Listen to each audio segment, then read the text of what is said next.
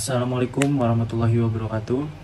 Perkenalkan, saya Junior Rahman dari Ilmu Komunikasi Universitas Muhammadiyah Yogyakarta. Di sini saya akan menjelaskan beberapa materi, yaitu yang pertama adalah analisis framing, terus ada analisis naratif, dan juga yang terakhir adalah analisis semiotika.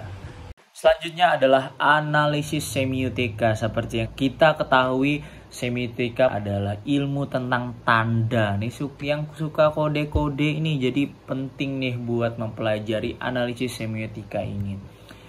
Definisi, semiotika adalah ilmu tentang tanda, sudah lahir pada akhir abad ke-19 dan awal abad ke-20. Semiotika atau semiotika berasal dari bahasa Yunani, yaitu semion yang berarti tanda.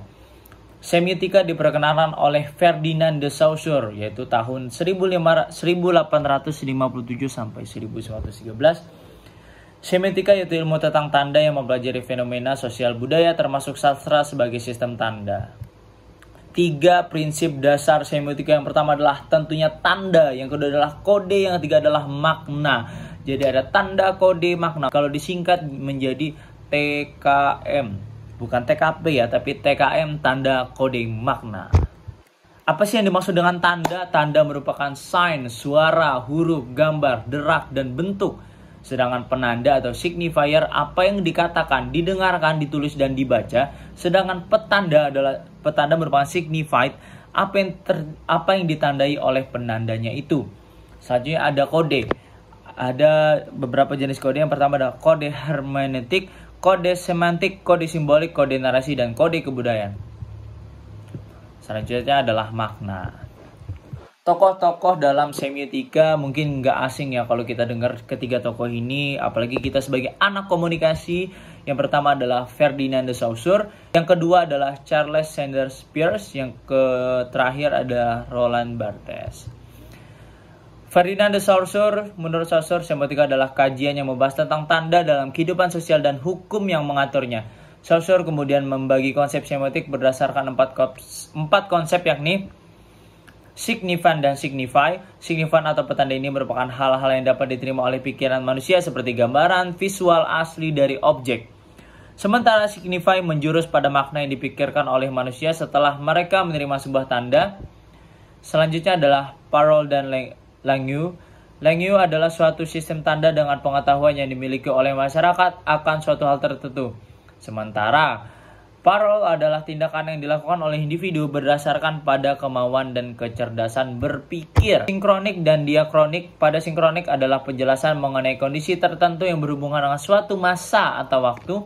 Kemudian diakronik adalah penjelasan tentang perkembangan setelah suatu hal terjadi di suatu masa tertentu. Selanjutnya adalah sintakmatik dan paradigmatik. Sintakmatik adalah unsur dari susunan suatu kalimat yang tidak dapat digantikan dengan unsur lainnya. Sementara itu, paradigmatik adalah suatu unsur kalimat yang dapat digantikan dengan unsur lainnya. Dengan catatan harus memiliki makna yang sama. Boleh digantikan tapi harus memiliki makna yang sama. Menurut Charles Sanders Peirce, tanda dalam semiotika akan selalu berkaitan dengan logika, terutama logika manusia, untuk menalar adanya tanda-tanda yang muncul di sekitarnya. Peirce membagi tanda atas 3 hal, yakni icon, indeks, dan simbol. Selanjutnya ada Roland Barthes. Menurutnya, semiotika adalah ilmu yang digunakan untuk memaknai suatu tanda, yang mana bahasa juga merupakan susunan atas tanda-tanda yang memiliki pesan tertentu dari masyarakat. Tanda di sini juga dapat berupa lagu, dialog, not musik, logo, gambar, mimik wajah, hingga gerak tubuh. Barthes mencetuskan model analisis tanda signifikasi menjadi 2 tahap atau biasanya disebut dengan two order of signification. Two order of signification, yang tahap pertama adalah hubungan antara petanda dan penanda dalam bentuk nyata alias denotasi. Tahap kedua, terdapat konotasi yang menggambarkan hubungan ketika tanda tersebut bercampur dengan perasaan atau emosi. Jadi seperti itulah materi analisis semiotika. Terima kasih sudah mendengarkan dan juga menyimak. Sekian dari saya, Juni Arif Rahman. Saya ucapkan terima kasih. Wassalamualaikum warahmatullahi wabarakatuh.